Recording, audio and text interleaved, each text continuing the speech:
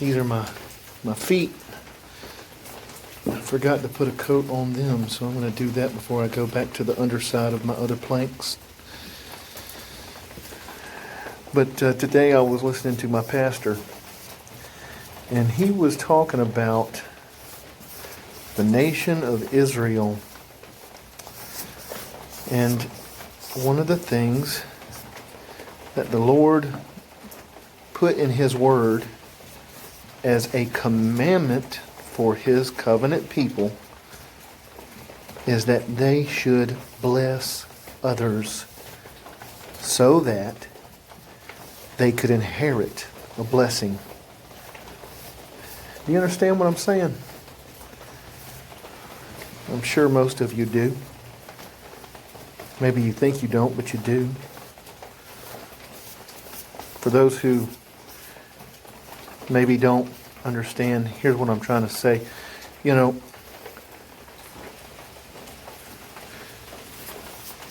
we're put on this planet for a very short time. And while we're on this planet, we grow up having dreams of accomplishing certain things, doing certain things with our lives. And there's all of these feelings and influences knocking on our door.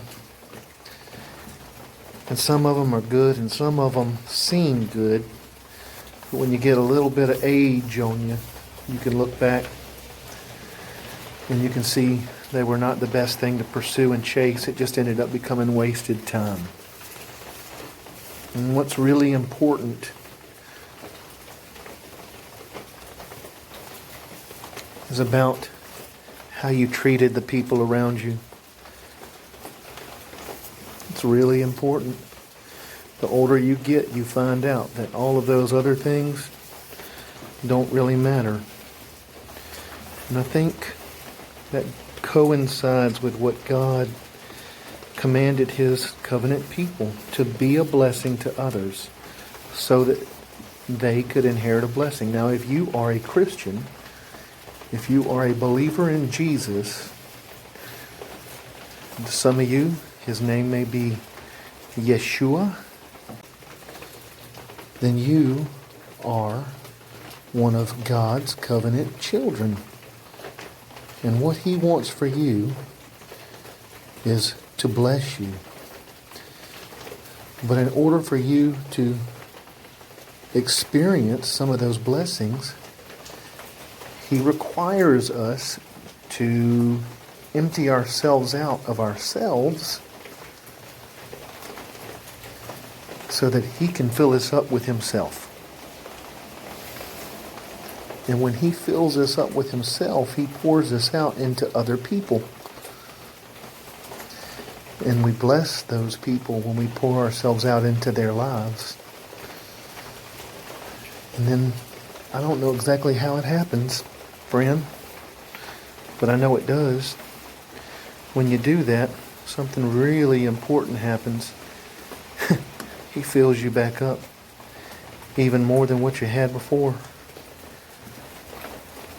You just experience life on a more eternal scale. You get a little bit more of a glimpse of heaven on earth. And I don't know what that looks like in your life. It might be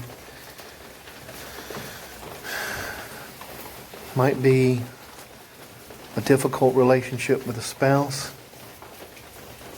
Maybe y'all have a bad habit of having hot heads and saying things to each other that just bring about hurt. And maybe the way you can make that right is next time things start to light up and get a little hostile is just to hush. Just make a choice right there. It doesn't matter what he says. It doesn't matter what she says. You're going to sit and listen and be quiet.